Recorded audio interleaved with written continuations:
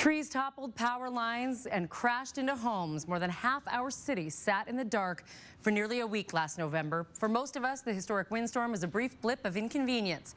For others, it turned life upside down. You can still see the damage across the inland Northwest. Many of our neighbors still can't go back to storm-damaged homes. KXLY4's John Hendricks is live tonight. And John, 4 months later, some families are finally going home. Melissa, in November we brought you the story of our assignment editor whose home was cut in half by a massive tree. Today, months later, he was able to move back in, one of several trying to get life back to normal. It's a day Austin Regenball didn't think was going to come. It's weird to be back. 4 months ago, his life was turned upside down after a tree slammed through his Spokane home. It's crazy that we are as fortunate as we are.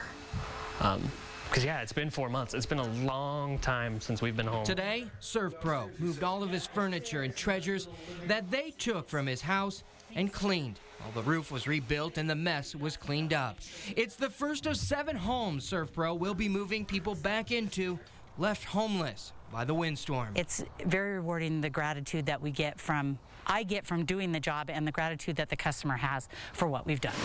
Across the city, the tree went through right here. Annie Gannon and her family still waiting to move back in. We now are in the state of rebuilding. We finally have a roof. We no longer have tarp on the house. Gannon, her husband, and newborn had just moved into their house when it was destroyed in November.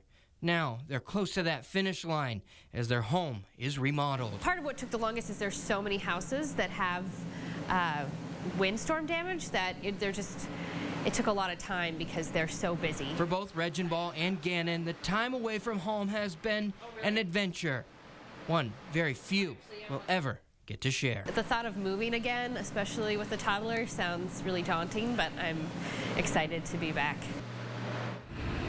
And he says that they're hopeful that they'll be able to move back into their home in June, but as you can imagine, are thinking that it should be a lot sooner. Reporting live tonight, John Hendricks, KXLY 4 News.